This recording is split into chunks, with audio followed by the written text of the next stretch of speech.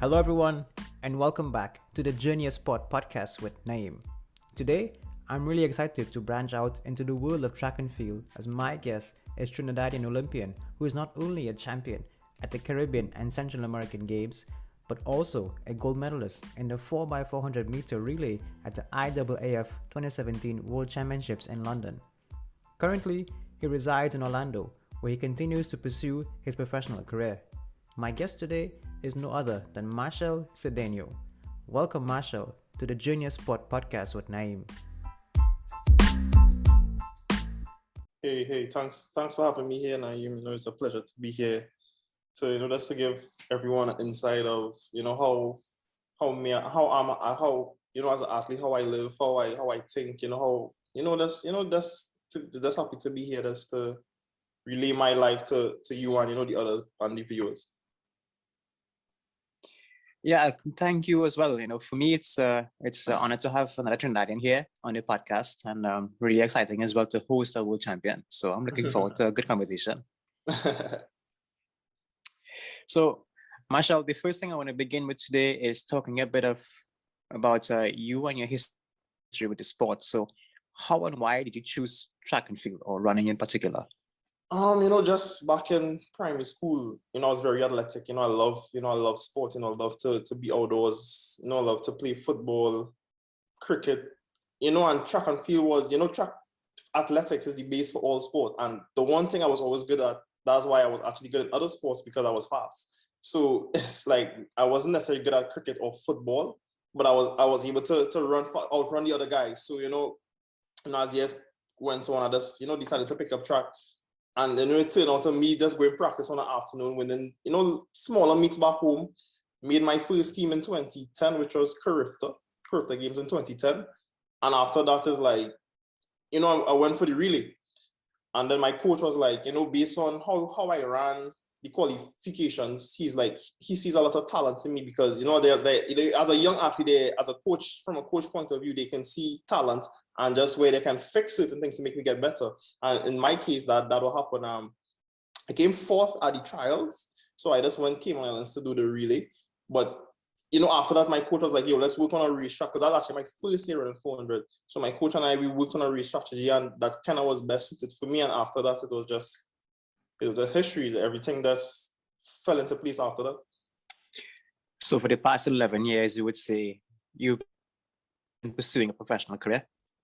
I would say professional career for me started in 2014 at World Juniors. Okay. When I won the World Juniors. But I mean, leading up to that, I kind of had a professional mindset where it's like, I see myself being a professional athlete one day. So my coach kind of made me train like a professional athlete, made me live a lifestyle of a professional athlete. So from a young age, I kind of had the mindset of, this is my goals, this is what I want to achieve. And that's when I started working towards that. Okay. And since then, what were your major goals when you first began having a professional mindset back in 2010, back in 2014, in those areas where you thought, okay, I might have something in me to produce for myself, my country? What were your major goals for yourself? Well, as a kid back then, you would all start off with smaller goals and just try to run a personal best every year. Like, let me try to make a national team. And then as the years go by, it started progressing, because 2012, unexpectedly, I made the Olympic team at 16. And then, okay. What, like after that is, I went for the relay, but I didn't get to run. And my coach told me, in the future, don't go as a reserve. Pick yourself. Be in a position where it's like, you don't have to wait for a coach or selection team to pick you to run. He's like, pick yourself, go to the qualifications and be top 2. Go to run an open event. And in 2016, that's what happened. 2016, and as I mentioned, major goals. That was a major goal for me to make the Olympic team in 2016. I was a bit more older. I think I was like 20, 21 at that time. I was a bit more older, so I was smarter. My body was developed into being like a mature young man where I can run against these older guys. And yeah, that's what happened. So, me making the Olympics was one of my major goals in this, being an athlete. Because, Olympics is the pinnacle for athletics. So, Yeah, for any sport, definitely. Yeah, for any sport, yeah. Yeah. Now, You mentioned your coach said something wise to you, I think, when he said, pick yourself. What has that meant to you in the past 3 years, and how has that impacted on how you look at races now, opportunities now? So once I go into a race, I go into the mindset I'm going to win. I'm never going into a race with the mindset of, let me just slide through to be selected as a reserve for a relay, or I just want a free trip. Once I have the mindset of, I want to go out there, run my open event and try to win that event or try to place top 3. So that has always been my mindset from young. And then World Juniors, won World Juniors, and then 2015 went to World Champs. At a young age as well, and I still made the finals there. This was like my first year being like a senior, and I made the finals there. And after that is when my love for track started growing. I really started taking it a bit more serious every year. Moving away from Trinidad just to get better. So there's, in all, there's a lot of sacrifice I made for myself just to be in the position I am today. So, Machel, coming from a small island like Trinidad and Tobago, right? How dominant is track and field in those twin islands? Well, coming from an island, like the island, the Caribbean itself in general, and just, Trinidad and Tobago, the top sports are football, obviously cricket.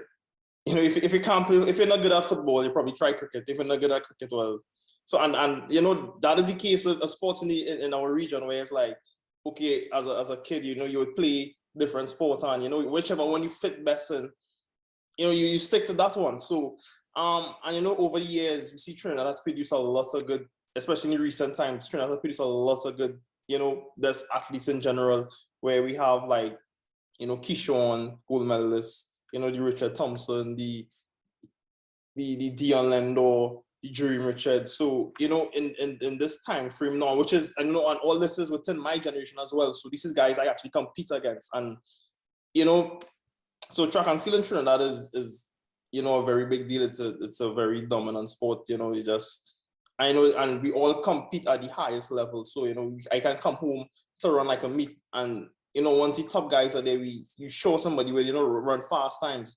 Yeah, so yeah, okay. But now we're talking about the guys right now, and of course we can't forget Ato Bolden, medalist at the Olympic Games and stuff. But there has been a gap between Ato Bolden and the current guys. So in those few years, what do you think has changed to fill that gap or produce top athletes right now compared to back then?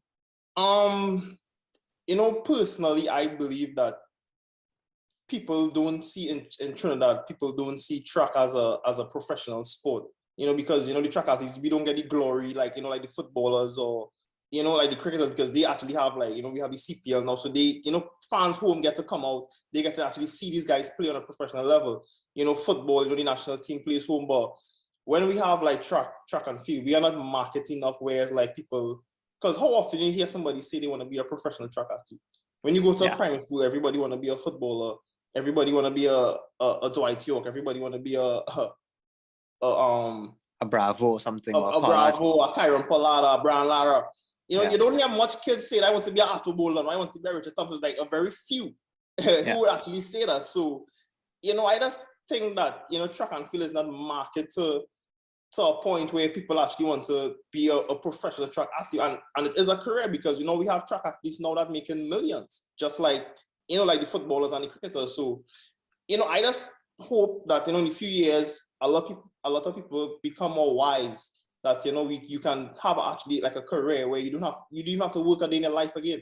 Once you hit all your goals, you made at Olympics, World Champs, Diamond League. So it's just like it's just a funny situation. Just people still have the mindset of cricket, football. Yeah, I understand totally. Another hidden sport too is swimming, I think. Yeah, swimming. Yeah. And I respect all individual sport, because me being an athlete that train individually, that don't have a team to actually depend on. When you compete in an individual sport, it's all you. It's everything you work hard for, everything you train for. When you compete on that is all your talent you're displaying. So people don't understand that, being like a swimmer or a track athlete, all these individual sports is actually way much harder than football or cricket. No, not discrediting those sports, but being, you going out there and competing by yourself, you showing the world, this is what I train every day to do. And, actually break record and win medals. This is, so hopefully we just become wise in the future to understand that, track is an actual career and, people become more involved in the sport. Ironic because you're a professional track athlete. I'm a badminton player. But the thing is, I don't run like you, but we're basically running our own race because we're in our own individual sports. I mean, props to us, I guess, And you can certify that for yourself too, where it's like you practicing whole days, it's all you. You understand? You have a bad day on game day. It's all you. If you have like other sport, you have a bad day, someone else could pick up, where you left off. But in individual sport, you have to be locked in and focused 24/7. Exactly.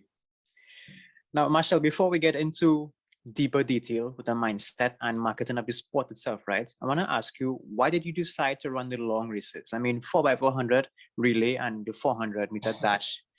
Tell me more. All right, so, just trial and error. Tried the 100. I was okay, wasn't the best.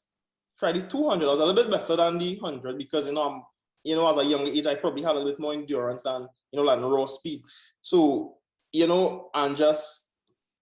I just eventually fell into the 400, and that was like the event that I was actually winning in and actually doing better. So, and as an athlete, we kind of figure out your body that, not everybody could be a boat, not everybody could be a short sprinter. So I was just like, I had no choice but to do the longer event, which is the 400, because at one point, like once I started running like the 200 and stuff, I got injured. So, I just kind of stick to the 4 is where my heart is.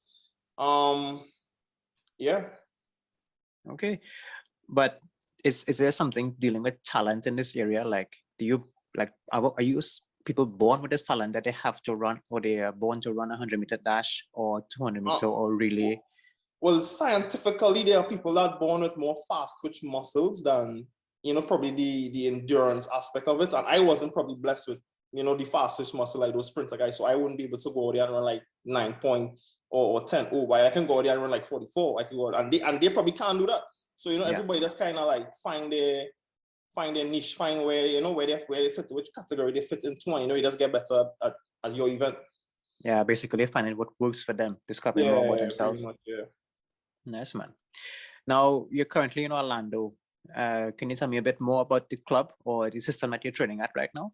Okay, so currently I'm in Orlando right now. I train with a professional Adidas camp. My coach, Lance Brahman, he was Tyson coach, when Tyson was in his glory days.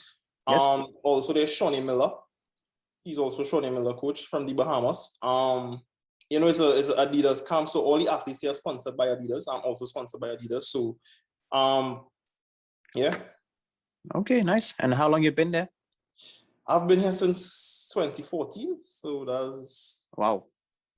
Okay. Quite some time. I've been here since young. Nice, man. And a question for myself is basically, I mean, what does it feel to be a world champion, Machel? Tell me. That is a feeling that, only like on that day you can, can't really express and really feel, but it's a really great feeling that, everything that you work so hard for, all the, your training, all the sacrifice for moving. Because, you can testify this for yourself, moving away from your family to go into a whole different country. That is like, you got to start over from scratch. You got to build yourself. So, all the sacrifice, we as athletes make to achieve our goals, and actually being rewarded for it, is a really good, is a good feeling. Yeah, I can definitely relate, because when I first came here, I basically had to forget everything I learned and start over again. Yeah. So besides the badminton being the hard part, it was also like the weather, the food, the system, the culture. Yeah. So many different aspects. But here we are doing well. So props to us again. Hey, we have to make the best use of any situation that we put into, because it's we come, like, it's a far place we come from. Trinidad is 1.2, 1.5 mil, small little island. Yeah, small island on the last island on the Caribbean chain. So we move away to find to do what we do best. So we always have to make the best use of the situation of what we get. Speaking of making the best of every situation, right? I was trying to avoid this topic, but then that you mentioned it, I want to ask you. So, how have you been making the most out of Corona and COVID-19? Well, COVID, the situation is something that, no man can control. It's something that we have to just work around or deal with it. Last year when it happened, it was devastating. Families, everything that was happening. And at that point, our track had like shut down for like 2 months. So we had to train on like a random field just somewhere out there. And, that is like made you realize that, like everything can be going so good and like in a snap of a finger, things can change. But, and these are the adversities that as athletes we go through and we have to overcome. We have to, create a way to not dwell on the negative, but find a way to make a positive out of a negative situations, because at the end of the day, the Olympics is still on. And, we still have to remember that our goal is to go to the Olympics and to do well. So, with everything that's happening, we still have to remember what is our goal, what I set for myself, what I want to do, all my sacrifices I make. So I still have to keep pushing and, just work with whatever is in front of me, follow protocols, follow rules, and just keep going. So schedule-wise, is your season under control, or what's going on with that? Yeah, so I ran a meet last week Sunday. So pretty much they haven't tracked meets as normal, but there are a lot of protocols in place. So I'm going to run this weekend, and I have to take like a COVID test before I go to the meet. So that is kind of becoming the norm, which is understandable because, as much as they can, they're trying to control the spread of, the coronavirus. So, just to follow rules at this point and, do what we have to do to compete. So, so we have a track season like normal. The Olympics is on. So, their meets probably won't travel out of the US anytime soon, but I'm going to travel like within the US, run a couple meets just to stay sharp and see where I'm at in practice because, these earlier meets, we just coming off of phases of training where we had like load up part and always like, all right, time to sharpen up because the goal is still August where, you want to be at the best shape in August like for the Olympics. So now it's just to see, make any adjustment is to make now, we train certain ways, you run and meet, how you relate to my coach, your coach, I feel this way, and he can make adjustments and, the goal is still Olympics. So now is the time to make adjustments for training regime. Do I need more speed? Do I need more strength? How I'm doing in the gym? So we are at that phase of training right now. So we just competing to see where we are to make adjustments for the Olympics. Okay, so quite exciting news then. I mean, looking forward to the Olympic Games. And right as it stands right now, have you already qualified for events or do you still have to qualify? I already qualified for my event, the 400. Okay, and what about the relay? I think because we won, actually that's a good question, but I think we are qualified because, everything offsets because of last year not happening. I kind of confused on where we are or where stuff at. So, so I really... Okay. Yeah, no problem. It's a bit of a technical question. Totally fair. It is. Machel, I want to get a bit more in detail with track and field and dealing with some stuff in where you train right now. And of course, like you were talking about earlier, marketing with the sport and a mindset. So the first thing I want to ask you is that, is there a system in Trinidad and Tobago you think there is to produce professional track and field athletes? At this moment, I would say no. Because, coming through from like the secondary school, the primary schools, we see like, I don't know if you've ever been to like a secondary school champs or like a primary school champs at track and field. There's a lot of athletes there and then there's a lot of athletes that go through the system there and then they fall off. So it's like, we don't have a system in place where it's like Jamaica, they actually Jamaica produce like 10 athletes a year on the junior level or more. And Trinidad, we still, athletes they're still indecisive of, do I want to come into track? Do I want to come into other sports? And, and as I said earlier, track and field is an individual sport where you have to commit to because, it's all you have to go there, you have to grind every day to see the results. If you doing track and you're doing other sports, then you're putting yourself at risk of injuries, you put yourself, burnout. So, Trinidad, we don't have a system where it's like, if you see talent of like, let's say 10 athletes, we're not going to like say, okay, let's take those athletes, let's probably give them supplements, give them a proper meal, proper coaching, proper gears, and that's nurture them. Because, the younger ones, they're the future. And we see a lot of young guys in Trinidad run fast, and then they just disappear. You make a good point, because I think the badminton system can relate as well as many other sports, because in secondary school we have an association where the players are not filtered out into clubs or to learn something more about the sport. Like a lot of athletes, they play for their junior year, and after that they fell off. They fall off. And they fell off, yeah. And it's like, why? Like, why are we not taking these athletes to a next level? Why are we not, finding training camps? If we don't have it in Trinidad, why aren't we funding these athletes to go to training camps to become professional, to compete at the Olympic level? Because what people don't understand, sports tourism, like, is actually beneficial for a country. A lot of people probably only heard about, we had the Bob Marley back then, but in recent times, a lot of people actually was aware of Jamaica because of Bolt.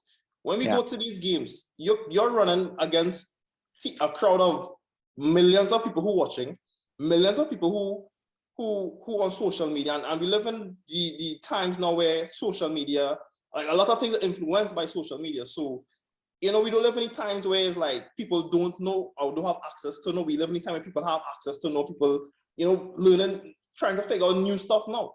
So it's like, why aren't we, having these athletes competing on a professional level to promote our country? Because when we go there, we represent in Trinidad. Definitely.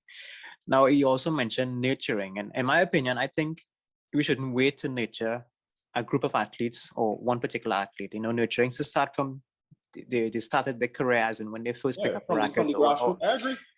or when they first pick up a pair of spikes, to go on the track. So I don't think that we should wait until someone wins a title to then say, well, hey, we want to nurture him now and provide him now. Of course, maybe that's when you deserve it, when people think that you deserve it. But definitely grooming an athlete, I think, begins at a very, very young age, so that they grow into the culture and the discipline of the sports. Yeah, because we hear talk like, China, they have like a bunch of kids that's eating, sleeping sports, and we probably don't need to do it on such a serious level, but somewhat take pattern of those countries, because those countries, when you go to the Olympics, the top three be those first world countries with, like, the most medals, and they be in all different other sports, not only track. They be medal in badminton, they be medal in swimming. So it's like, we have the talent home, but why aren't we not taking these athletes to the next level? Why are we just like staying at one level? Why aren't we like have proper coaching, proper, whatever it takes to just make an athlete become the best version of themselves? Talent, coaching, but what about venues, Machel? What can you say about venues and performance, and having a system in place? Venues is definitely important, and Trinidad have venues. we have these stadiums that sometimes when I'm home I can't even use. You understand? They telling me, can you imagine this? Can you imagine this? Professional I'm like confused. Stadium close, so they're like, what? Like, we have the resources, but we aren't using the resources to the best of, like, we're not getting the use of them. Like, we have 3 great stadiums, so why athletes still not allowed to train? Why athletes can't walk on the grass? Like, like small things like that is like confuses me. And the thing is, people know who you are and what your goal is and what you're pursuing at the moment, and they will still say, well, there's no booking, nobody reserved the hall, or nobody reserved the track or something. That is nonsense. Yeah, like, and now you put an athlete in a bad frame of mind. Like, why would you want to, give an athlete this trouble before they go do their workout?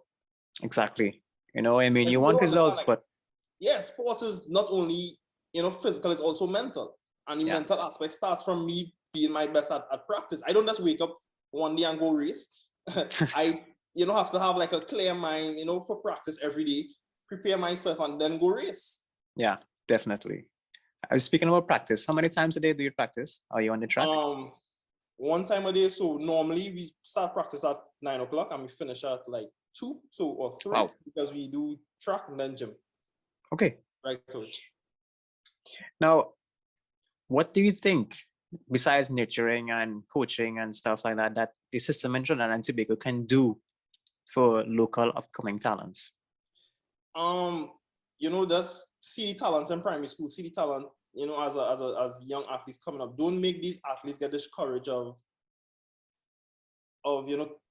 they're feeling that they are not good enough. And you know what? And these and even the good athletes from back home, they're the ones that don't have the financial backing from like their parents.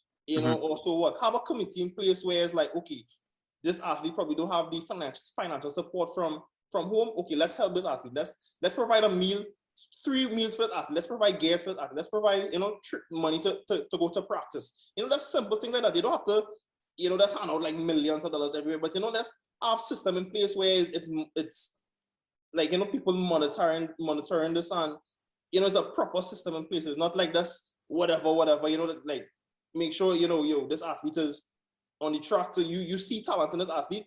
Okay, let's help bring the best out of that. Let's see where this athlete gonna be in 5 years, 10 years. And and in Trinidad we do a lot of things short too. We do something today and I want to see results tomorrow. In sports, it doesn't work like that. In sports, sometimes it takes 3 years for an athlete to become his or her best. Yeah, exactly. Like, why aren't we taking these steps? Like, why aren't we taking pattern from Jamaica? Why aren't we taking pattern from these first world countries like the USA? USA have a therapist because the Olympic year. They sent a therapist here, and so we have a therapist that's not for us, for the American athletes. So they have a therapist that comes out here like I want to say like 2-3 times a week to make sure the athletes, they're good. Make sure they have they get a massage, they get a whatever treatment, rehab, because this is sport. Everything is you can be good today and then you probably have an injury tomorrow. So okay, now we're talking about gym training, recovery and rehab and stuff. So okay, we know that conditioning and strength is important for all athletes, but how important is strength in track and field? Strength is really, really important because it prevents injury and then it makes you last a season, because it's impossible for us to start running now. Well, we train for I want to say 10 months out of the year. So it's kind of impossible to be running on a track, running on a field every day and there's no strength. So they do gym to balance out, what we do on the track. So, we have longevity in a season, and that's in sport in general. So, and then a lot of these rehabs and gym is also what you call injury prevention, because, you want to have strong muscles, you want to have a system in place to prevent injury, because, injury is the biggest setback of an athlete. So, strength is really important. Definitely. Now, what do you do for recovery besides massage and rehab and physio? Ice bath. Okay. Epsom salt bath. Also have a pair of Norman Tech. That's the boots where have those, do those. And I also do like a lot of rehab stuff. I have a rehab guy I goes to once or twice a week, just to, because sometimes in gym we work on the bigger muscles, but as sometimes athletes we ignore the smaller muscles. So I have a guy where I go to, and we just do a couple exercises of working on the smaller muscles. Okay. Just staying in tune. So that's my way of making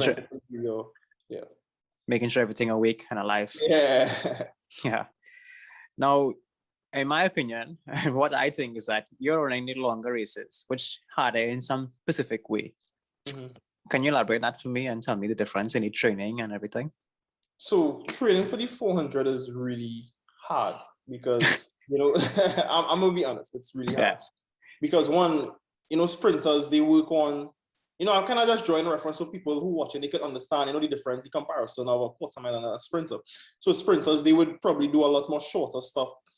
They probably does, more speed stuff versus a quarter mile. We have to work, our speed system, our endurance system, our speed endurance system, and special endurance system. So, we have different days where we have like today's like my speed day. Tomorrow will be like my more 400 type workout day, where it's like I'm doing something similar to my event. And then, we have like another day where it's like we go a little bit longer but faster. And then we have like a strength day. And that's where, to be the best, when I ran 44 OV, where you have to be, you have to be on top of things every single day. You have to be on top of, if coach say, yo, give Q1 this time, I'm gonna give him that time. If coach say he wants it in this particular way, I'm gonna do it like that, because you just have to train the body to run fast. You have to run fast in practice to run fast in competition. So some days where you go max V, some days we chill a little bit. So it's just the variations of those things we do on different days. And 400 is it's an event where you have to put in a lot of work. Abusive to the body and mind. Yeah. Because sometimes I be hearing like the workouts, it's like my body can't do it, but when coach say this is your workout today, my mind be like, huh? Like I can't do that. And then we go out there and do it. So it's like, it's sometimes mind over matter type of thing. So now that we're on mindset, what kind of mindset would you say you have as an individual? So when you wake up in the morning, what's the first thing you think about, if you don't mind telling us? The first thing I think about when I wake up, I say a prayers and I think about my family back home. I think about, the reason why I'm here doing this, because, I just want to make my family proud, my country proud. And then, and it depends on what day it is. I think about the workout, how I'm going to execute this workout today. Mm-hmm. How I'm going to, just become a better version of me, better version than I was yesterday. So, yeah, most times in the week, I think about what I'm going to do at practice. Yeah, definitely. Because now, you can go ahead. In practice now, what's your mindset then? Are you a friendly person? Are you a zone-in person where you don't speak so much, or some days I'm friendly? Some days I'm friendly, like sprint days, because that's where we have, that's why we're more competitive against each other, because like just growing up where you challenge somebody for a race, let's race, let's street race. And sprint days, although we serious about professional athletes, but we challenge ourselves in practice to get better. Let's try to run a fast time today. Let's try to do this today. And when you're in a group around, such other great athletes, they motivate you, they push you to become better. And that is the type of environment and so my mindset now developed, I'm in an environment around, the top athletes in the world. Let me use this type of let me use this environment to my best advantage. Let me get better. Let me use these guys to help me finish a workout. Let me use these guys to help me go to the next level. And we help each other. Like my training partner, he might be a more strength guy, I'm a more speed guy. So we use each other on different days to get better. We mentioned the mental aspect of training and an athlete's life earlier on when we're talking about venues and stuff in Trinidad. Now we're talking about rehab, physio, conditioning, strength, training itself on the track. What do you do for the mental side of training? In my case, just an example, I was with a therapist for 16 weeks and it helped, a sports psychologist. So that's been helping a lot. But what about in your case, when I get mentally tough and it's mentally draining you? How do you handle it then, and what do you do? To be honest, I talk to my mom a lot. Okay. She's like someone that motivates me. If I say, yo, mom, today I'm not feeling too good, because as in sport you have like mental breaks where it's like you be overwhelmed because you just want to do so good. So it's like she may send me like a Bible verse to read, and that might calm me down. I watch races. I watch my best races, and I try to rerun that race plan in my head over and over and over and over till till they get it. So there's different things that I do. It just depends on what mood I'm in on that day to say what I'm gonna do for mental aspect. But I always keep saying my prayers, talk to the Lord a lot. Talk to and I have a couple mentors as well. My boy Toppin, he's like track and field junkie. He's like number one. He loves track. He could talk about track all day, and I talk to him, and we talk track all day. Like once I call him, we talking about this all workout. When he was like, all right, cool, you're in good shape. I'm expecting to run this, run that. Okay, well, you need to. Okay, so that's how you felt in practice today. But you need to focus more on certain things, and that's the type of relationship we have. And we just talk track. He keep me grounded. He keep me focused. Like this is your goal. So we all have that one friend who you can talk to about anything, and he's just that guy to me. I know there's different things I do just to keep mentally sane. Nice, man. Now, I want to jump into a bit more of your results in your youth career. Mhm. And from what I can see here, and based on my research, is that, okay, we also talked about this earlier. Your 2014 year was quite, and you were quite dominant. What was your mindset then like?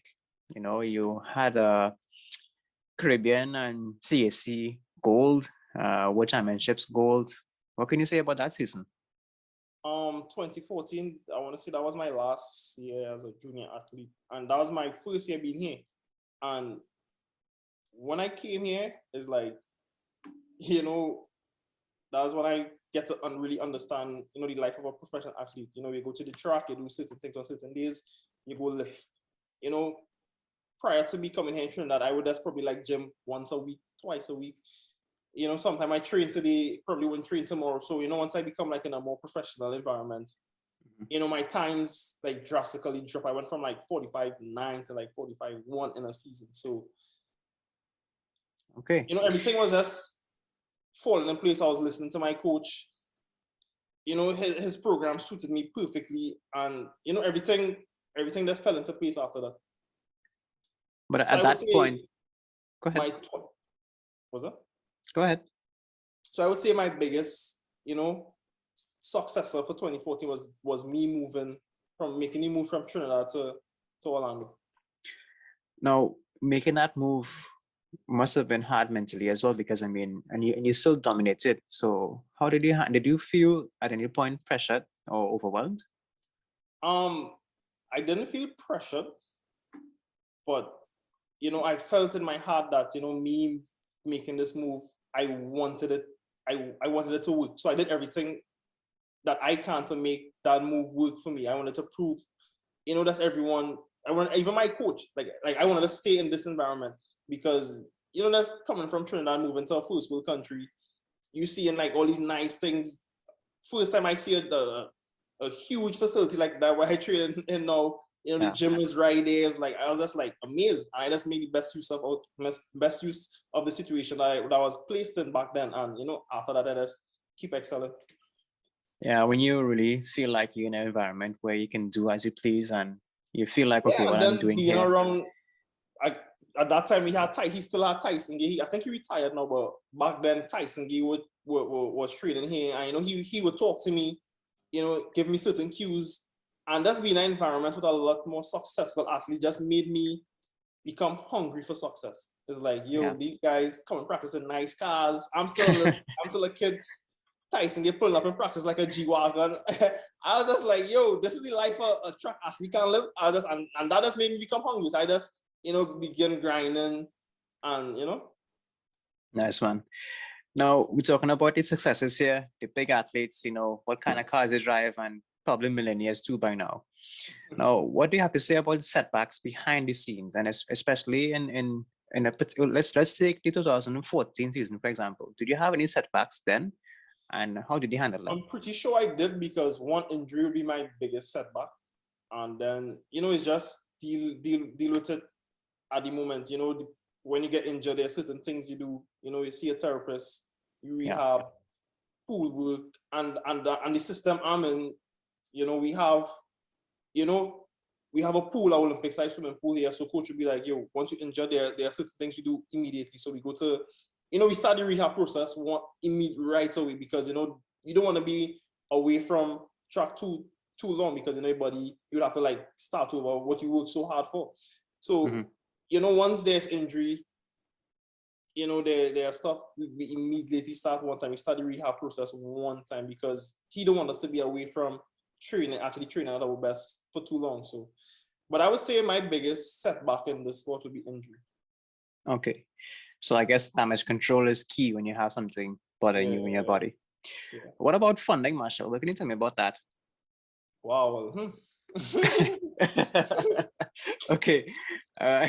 Well, I would say that funding, that's one thing they need to revisit, because, you know, like I haven't received funding from Trinidad since 2016 till like this year or something like that. And, you know, being a professional athlete, preparing for the Olympics, I basically went a whole Olympic cycle without getting funding.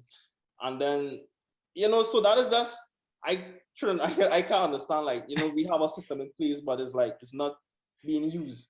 It's like, why aren't, you know, why aren't we not using the resources that we have? Why aren't we funding the athletes? You know, we medal in like 2017 where we became world champs.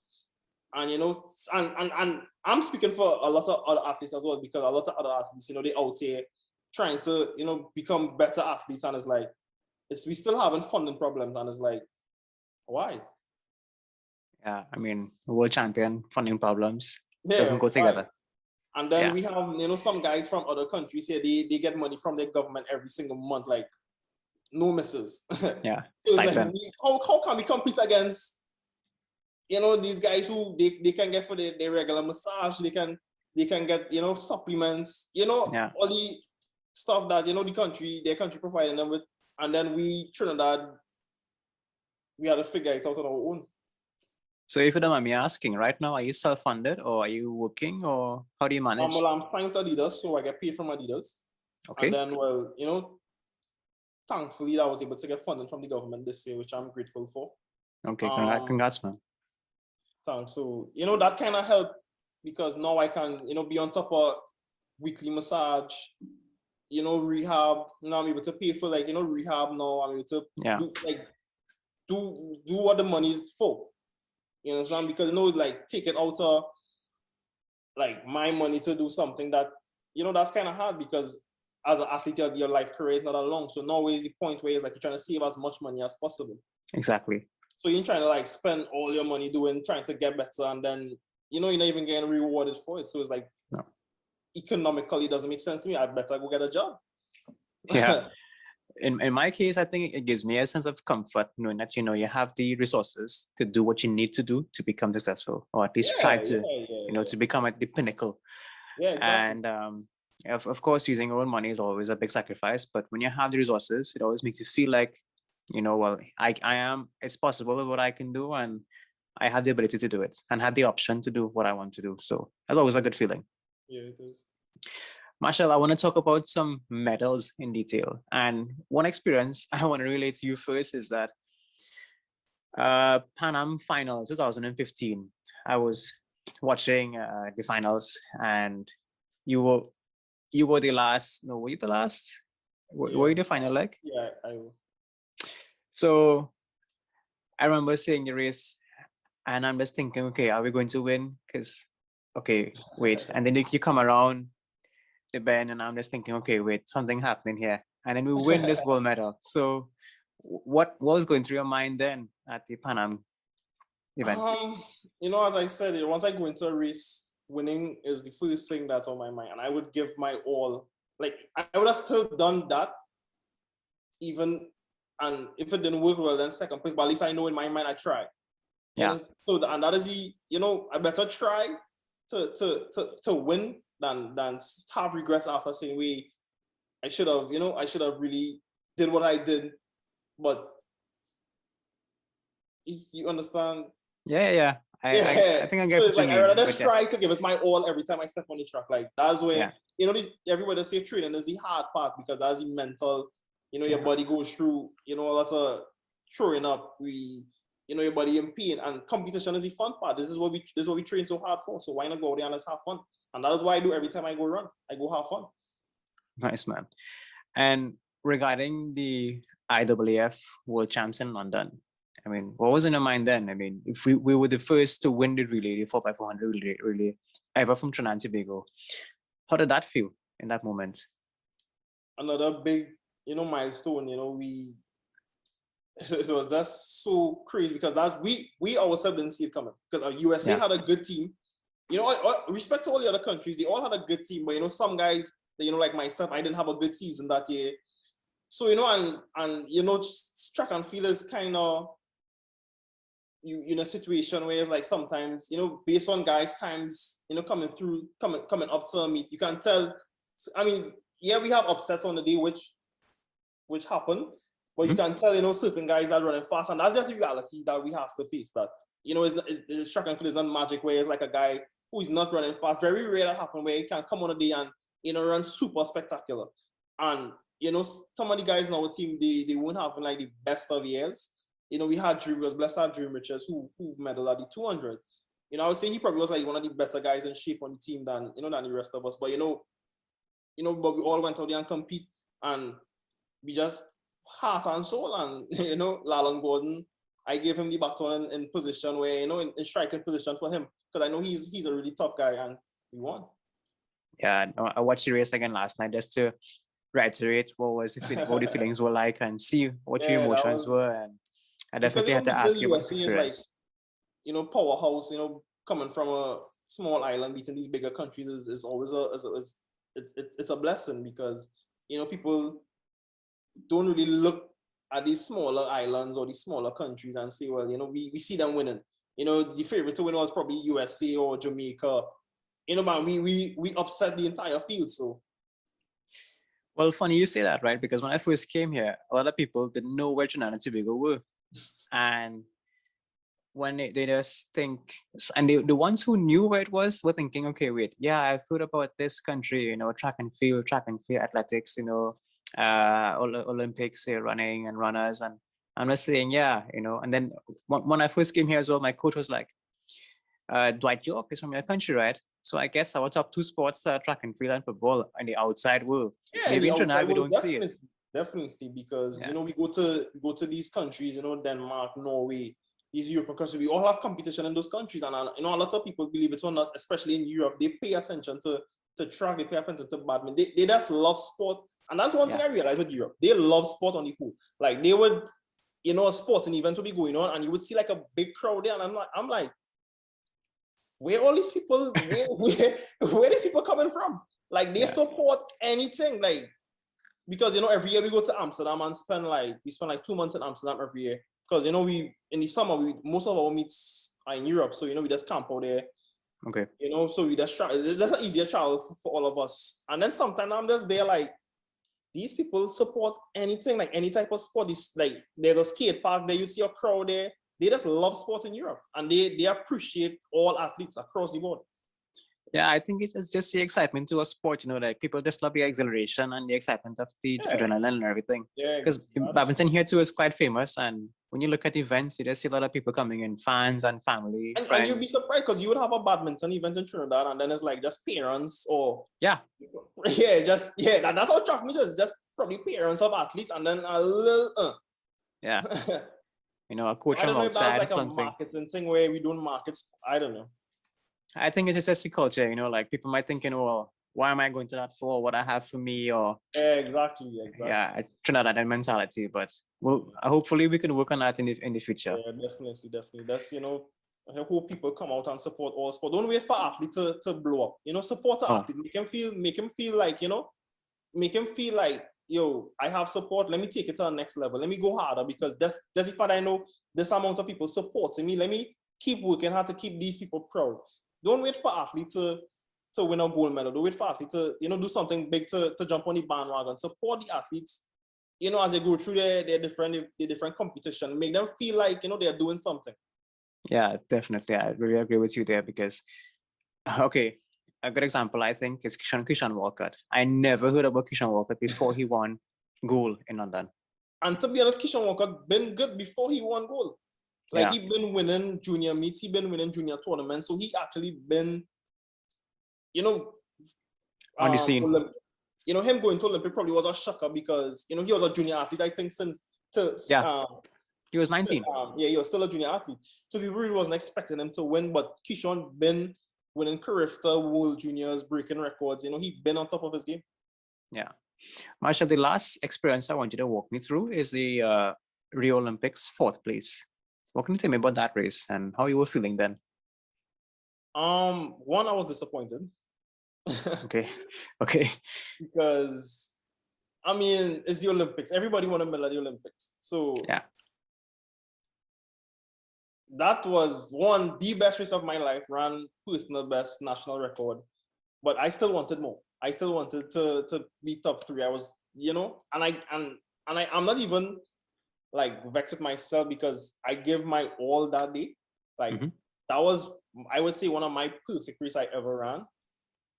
And it just worked out to be the fastest race, the fastest 400 in history.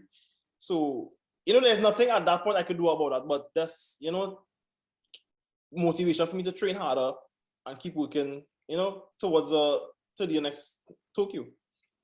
So can we look up for something special in Tokyo this year? Yeah, definitely. I have in mind that, once there's a big games, Olympics, world champs, I go to win. I go to medal. And that's what we train for. I actually train to go to these, summer games to see, all the hard work that they put out throughout the year, to go to these games and, give it their all.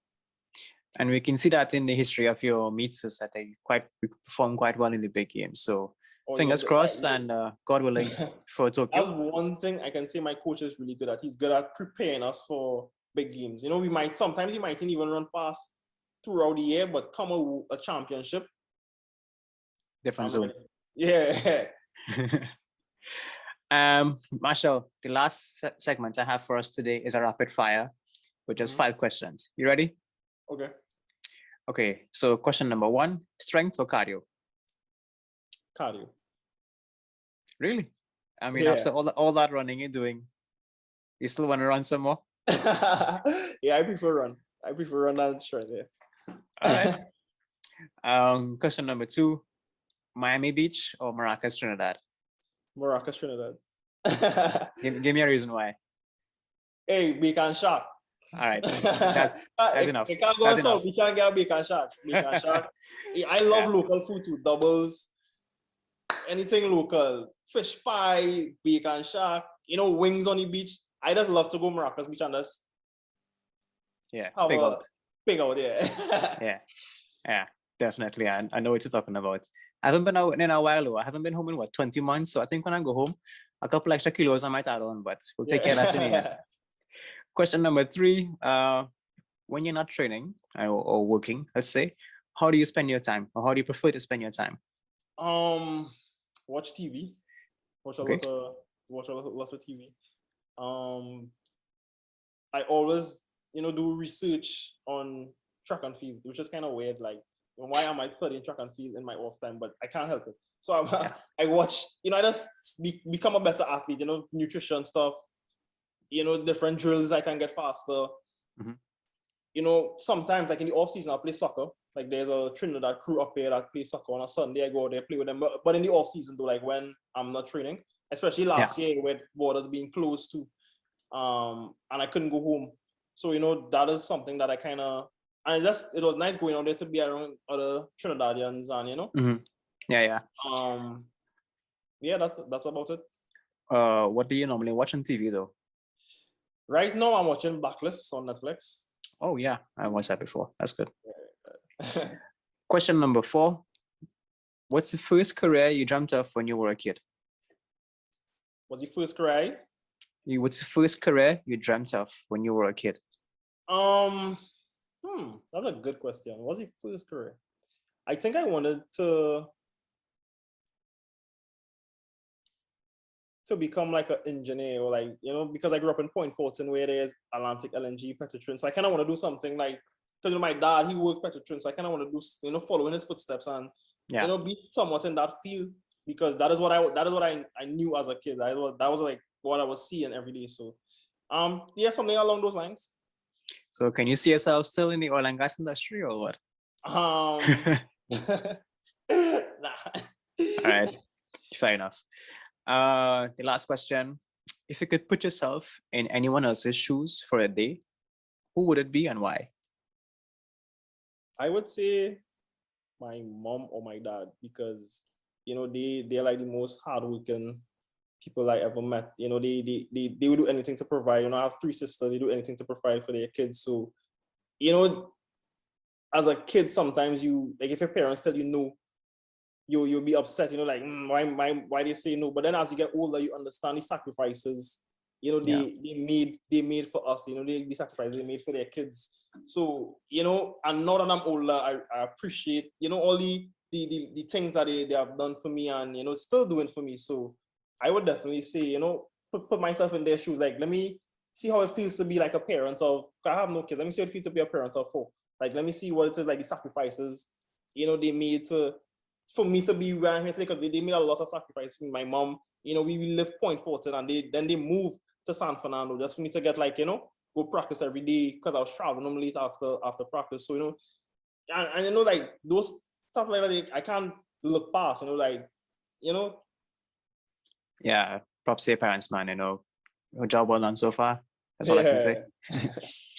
Machel, are you the youngest sibling or oldest? Or? Yeah, the youngest, 3 older sisters. Okay. And you're currently 25 years old? Yeah, about to be 26 in September. Okay. Machel, that's all I have for you today from the Junior Sport Podcast. I want to close by thanking you for your time and sharing your energy, your wisdom, your experience. And I, of course, want to wish you all the best in the upcoming season and for Tokyo. So when is your next competition? Well, we were supposed to reopen in May in our season. The club. Wait, they're still locked down? Yeah, the badminton league is totally closed down. We were supposed to reopen in May, but because of the restrictions here, they're not sure when we're gonna reopen again. Wow. And it's a bit tough, so they decided to close it down totally. And but some tournaments have opened internationally in Europe, so hopefully we can travel soon and compete again. Like practice and stuff. Yeah. We have been practicing since August last year as normal. Okay. And now we have a bit of restriction. We practice 5 times a week, which is still really good. The only access we don't have is to a gym, but we can find ways to work around that. So gym still closed, eh? Outside gyms, yeah. Private sector gyms, no. So, but you really want to limit yourself to where you go and who you spend time with, because we're all in bubbles here, and you don't want to ruin your bubble. So we're just taking it day by day and accepting the day as it comes and trying to adapt as best as possible. True. Yeah. Well, Machel, thanks again, and no all the best. Hi, same to you, bro. Yeah, take care, man.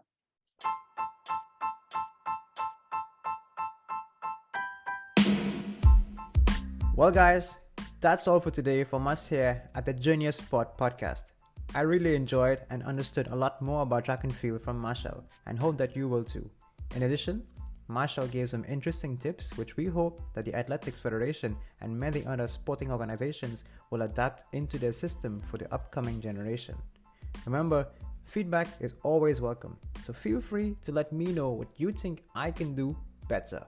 Thank you, and goodbye for now.